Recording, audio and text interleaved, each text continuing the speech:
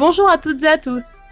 Aujourd'hui, ce sera un épisode spécial intitulé Culture Design, il est temps d'asseoir les femmes. Désormais, pour chaque dernier vendredi du mois, ce sera un épisode consacré aux femmes designers.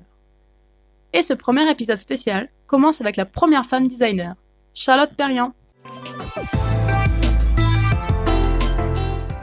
Charlotte Perriand est née le 24 octobre 1903 à Paris et est décédée le 27 octobre 1999.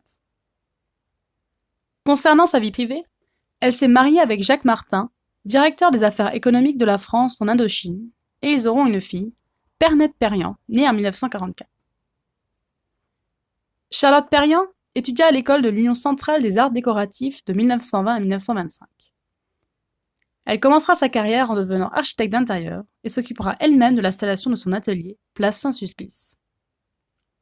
Elle sera pour son époque une des rares femmes à percer dans le domaine de l'architecture. Elle sera connue à l'âge de 24 ans avec son ensemble Bar sous le toit, qui sont des éléments que l'on retrouvera dans son atelier place Saint-Sulpice. Cet ensemble sera acclamé par la critique au Salon d'automne de 1927. C'est ainsi que son intérêt et sa curiosité pour le mobilier d'intérieur vont l'amener à collaborer avec Le Corbusier et son cousin Pierre Jeanneret pendant 10 ans. En 1928, un an après son intégration dans l'agence, elle a la responsabilité du mobilier et de l'équipement de l'habitation pour les villas La Roche et Church. Le mobilier de la villa Church sera aussi exposé en 1929 au Salon d'automne, puis édité par Tonnet et ensuite par Cassina. Elle participera aussi à l'ameublement de la Cité du Refuge de l'Armée du Salut et le pavillon suisse à la Cité universitaire. Et c'est à partir de 1929 que Charlotte Perriand luttera contre les arts décoratifs et deviendra un des membres fondateurs de l'UAM, l'Union des artistes modernes, aux côtés de Eileen Gray, René Herbst et Pierre Charot.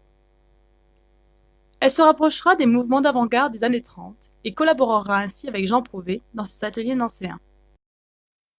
Elle rompt avec l'académisme architectural et décide d'adopter des théories prenant en compte les matériaux, la fonctionnalité, les loisirs et le bien-être. C'est ainsi qu'elle se tourne vers la réalisation de logements sociaux. Ce sujet fut durant l'entre-deux-guerres une des questions les plus importantes et les plus difficiles à résoudre au vu de l'urgence d'une telle nécessité.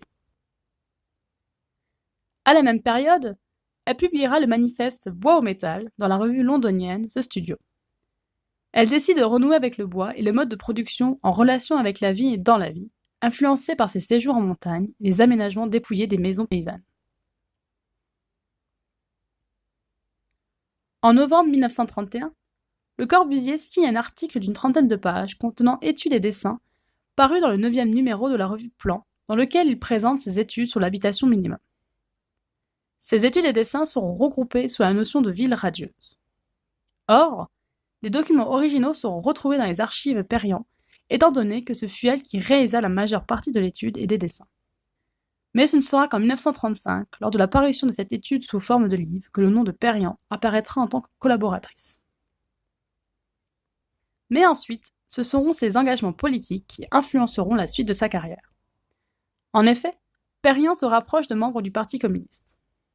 En 1936, elle participera au Salon des Arts Ménagers en proposant une salle de séjour à budget populaire. L'espace à aménager est très petit, 3 mètres sur 4. Elle y crée un mobilier bon marché, avec une grande table en chêne massif, ainsi que des fauteuils pliables et empilables grâce à une conception en tube. Elle réalisera aussi un photomontage nommé La Grande Misère de Paris, sur lequel elle y présente la situation de ses habitants. Longue de 16 mètres, composée de photographies des beaux quartiers, d'immeubles de banlieue et de scènes de vie quotidienne, elle y inscrit surpeuplement, misère du logement, maladie. L'argent existe, du travail pour tous. Ce fut considéré comme un acte politique qui lui vaudra le statut de communiste. En 1936, le ministre de l'Agriculture, Georges Monnet, commande à Perriand la transformation de la salle d'attente du ministère. Elle réalisera à nouveau un photomontage nommé l'Office du blé, développé autour du monde agricole. Elle dédie l'une des 3 cloisons aux dures conditions de travail des paysans, une autre sur le thème du progrès technique, et sur le 3e mur, elle place divers diagrammes de production agricole et des cartes de France. C'est pour elle un moyen d'aborder de façon plus pédagogique tout l'intérêt de la politique agricole que prône le gouvernement en place, mais aussi pour la légitimer. Elle poursuivra sa collaboration avec le ministère de l'Agriculture en participant à l'exposition internationale de 1937 à Paris. Elle réalisera avec le peintre Fernand Léger le pavillon de l'agriculture porte-maillot. Ils illustreront la politique agricole du Front populaire avec des slogans exprimant les objectifs du gouvernement et les attentes de la population. Mais c'est en 1939, année de signature du pacte germano-soviétique, qui précède l'attaque de la Pologne par Hitler et Staline, que Perrien rompt avec le Parti communiste. À partir des années 40, son style change. Elle quitte la France pour le Japon, alors que les Allemands se préparent à entrer sur le territoire. Elle sera fortement influencée par la culture japonaise, pays dans lequel elle y restera jusqu'en 1942. Elle y occupera le poste de conseillère à l'art industriel auprès du ministère du Commerce et de l'Industrie. Son niveau de vie sera favorisé pour une femme par rapport aux japonaises. Pendant sa vie au Japon, elle crée notamment la chaise longue basculante Tokyo, inspirée d'une cape de pluie en paille de riz des paysans. Là-bas, elle donnera aussi une série de conférences sur les arts décoratifs, visitera des ateliers de création et des écoles, et organisera une exposition intitulée « Sélection, tradition, création ». Après un passage par l'Indochine, Perrien revient en France en 1947. Tout au long de sa vie, Perrien vouera une passion à la montagne et sa dernière création sera pour l'UNESCO avec sa maison de thé en 1993.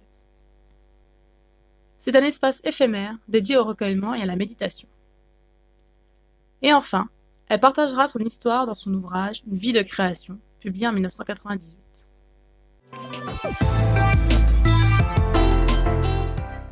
Merci de m'avoir écouté. On se retrouve la semaine prochaine pour un nouvel épisode. Vous retrouverez toutes les sources concernant le podcast sur mon site internet massomarion.wixsite.com/website dans la rubrique blog puis podcast. Vous pouvez vous abonner à ce podcast sur de nombreuses plateformes telles que Deezer, Spotify, iTunes Podcast, YouTube ou encore Podcast Addict. N'hésitez pas à le partager avec votre entourage, à faire un don sur ma cagnotte Tipeee ou à me laisser votre avis. Je me ferai un plaisir de le lire lors d'un prochain épisode. À la semaine prochaine!